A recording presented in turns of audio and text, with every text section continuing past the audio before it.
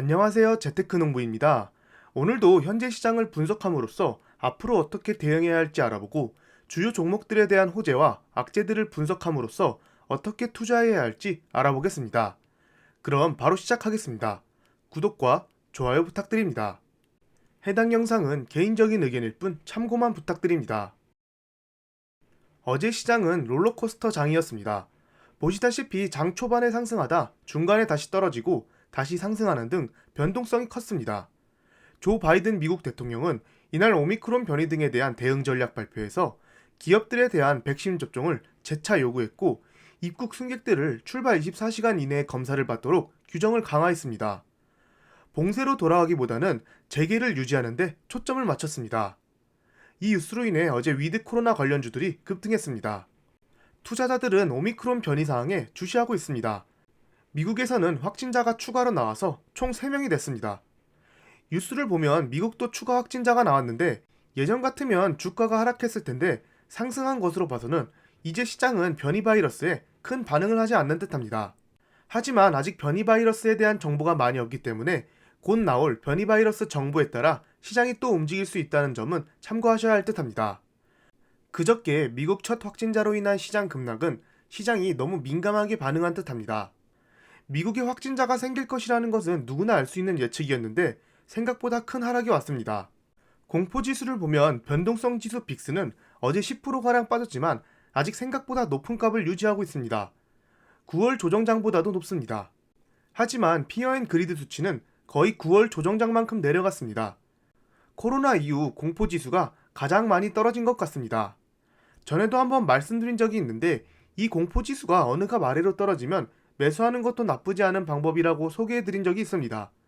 빅스도 같이 떨어져주면 좋은데 아직 조금 높은 값을 보이는 게 리스크이긴 하지만 며칠 두고 보면서 빅스가 하락하기 시작하고 피어앤그리드 수치도 공포를 계속 유지한다면 공포에 매수하라 기법이 통할 수도 있습니다. 어제 시장을 전체적으로 보면 위드 코로나 관련주들이 급등한 걸 볼 수 있습니다. 빅테크들은 구글을 제외하고는 크게 상승하지 못했습니다.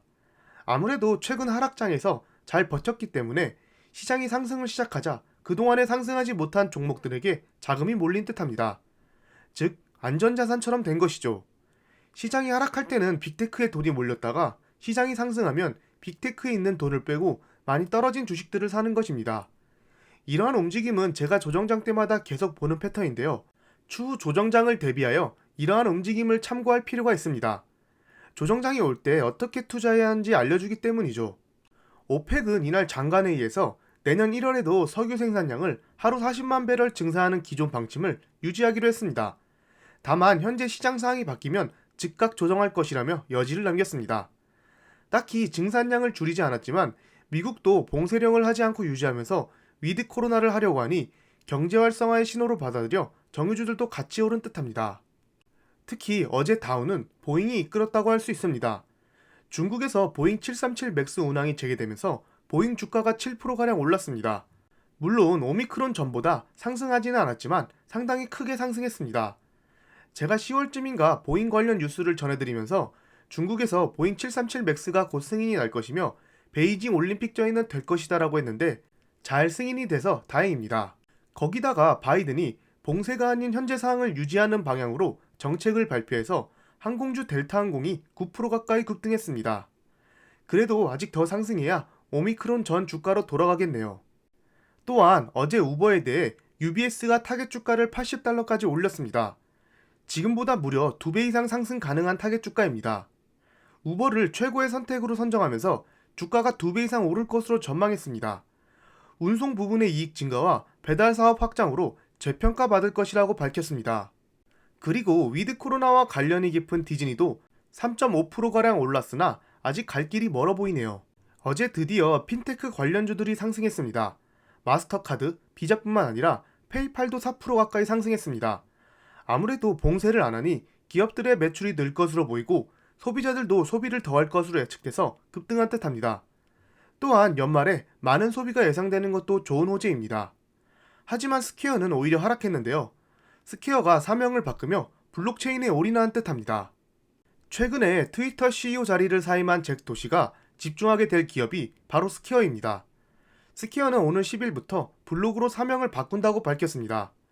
페이스북이 메타버스에 집중할 것을 예고하며 메타로 사명을 바꿨듯이 스퀘어는 블록체인에 중점을 두게 됩니다. 심볼은 그대로 SQ를 유지할 예정입니다. 블록이라는 사명은 블록체인 기술, 가상자산에 대한 관심이 높아지고 있음을 분명히 보여주고 있는 표시입니다. 블록체인에 올인하는 것이 과연 앞으로 스퀘어한테 좋은 방향일지 나쁜 방향일지는 참 분석하기가 힘든 듯합니다.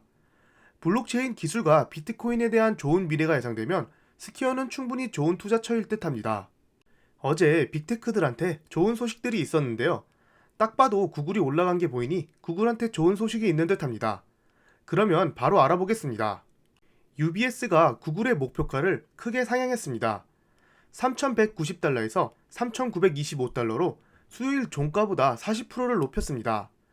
구글은 최고의 광고 회사라며 구글의 클라우드 확장을 긍정적으로 평가했습니다. 현재 구글 클라우드는 과소평가됐다고 합니다. 구글 클라우드의 성장세를 보면 향후 12개월 동안 매출과 마진이 더 높아질 것이라고 합니다. 요즘 빅테크들의 가장 큰 관심사는 바로 이 클라우드라고 합니다. 그러면 이 클라우드 관련해서 좋은 뉴스가 나온 회사가 또 있는데요. 바로 아마존입니다. 보시다시피 미국 뉴욕 증시의 나스닥이 AWS로 증권거래 시스템을 이전한다고 합니다. 내년 중에 미국 옵션 시장인 나스닥 MRX를 시작으로 전체 시장을 클라우드로 옮긴다고 합니다. 그동안의 거래 기록과 매출 관리 등 일부만 AWS를 이용했던 방식을 벗어나 앞으로는 전체 시장 시스템을 클라우드로 모두 이전하겠다는 방침입니다. 금융 서비스 분야는 규제가 엄격하고 고객 데이터 유출이 큰 피해로 이어질 가능성이 큰 만큼 다른 분야에 비해 클라우드 도입에 소극적이었지만 최근 마이크로소프트도 거래소와 계약하듯이 클라우드 분야의 안정성과 편리성이 입증된 뉴스라고 생각합니다. 또한 최근 사명을 변경한 페이스북의 메타가 아마존 웹서비스와 계약을 맺었습니다. 스위스 패션 브랜드 업체 리치몬드, 제약업체 길리어드 사이언스, 아디다스, 디스커버리, 아메리칸 인터내셔널 그룹, 유나이티드 에어라인, 인도의 타이어 회사 아폴로 타이어 등 모두 아마존 웹서비스와 최근 계약을 맺은 회사들입니다. 민간 기업뿐만 아니라 보수적인 증권사, 미국 국방부 등 모두가 클라우드로 바뀌고 있습니다. 이러한 시장에서 마소의 애저, 구글 클라우드도 충분히 좋지만 세계 1위의 점유율을 차지하고 있는 아마존 웹서비스의 시장 지배력은 날이 갈수록 커지고 있는 듯합니다. 세계는 점점 클라우드 안으로 들어갈 것이며 우리도 클라우드 관련 ETF나 종목을 하나쯤 들고 있는 게 괜찮을 듯합니다. 어제 반도체 주식들도 많이 올랐는데 엔비디아 관련하여 악재가 나왔습니다. 미국 연방거래위원회가 엔비디아의 암 인수를 두고 제동을 걸었습니다. 연방거래위원회 의원 만장일치로 결정했으며 경쟁사의 불법적인 영향력 행사 우려가 있다고 합니다. 이 계약은 반도체 산업의 공정한 경쟁을 저해한다며 반독점법 위반으로 제소했습니다. 이에 FTC 측은 자체 칩을 개발해야 하는 경쟁사들의 기술과 디자인을 두고 엔비디아가 불법적인 영향력을 행사할 수 있다며 이번 거래가 허용되면 엔비디아가 데이터 센터, 자율주행 기술 등 차세대 기술 발달을 억제하는 요인이 될 수 있다며 지적했습니다. 연방거래위원회가 언급한 경쟁사에는 암의 주 고객인 애플, 퀄컴, 삼성전자, AMD 등이 포함됩니다. 엔비디아는 암 인수가 반도체 산업에 혜택을 주고 경쟁도 촉진한다는 점을 계속 인식시킬 것이라며 인수를 계속할 것이라는 의지를 보여줬습니다. 암 인수가 계속해서 제동이 걸리고 있습니다. 암 인수가 엔비디아한테는 좋지만 그 외 다른 반도체 업체들한테는 악재가 될 수 있으니 이번 인수권을 유심히 보셔야 할 듯합니다. 반도체 장비 업체들은 오히려 하락을 했습니다. 아무래도 최근 급등에 따라 약간 주가가 쉬고 있는 모습을 보여주는 듯합니다. 어플라이드 같은 경우 어제 시티그룹에서 목표 주가를 160달러에서 175달러로 상향시켰습니다. 특별한 악재 육수도 없고 어제 하락은 단순한 하락으로 보시면 될 듯합니다. 포드에 대해서도 안 좋은 소식이 나왔습니다. 투자회사 울프 리서치는 포드에 대한 투자 의견을 시장 수익률 상회에서 평균으로 하향 조정했습니다. 올해 포드의 주가 상승폭이 과도하다는 평가입니다. 그럼에도 불구하고 포드는 자사의 F 시리즈가 미국 내 판매량 1위 자동차가 될 것이라고 밝히면서 주가는 1.4% 상승했습니다.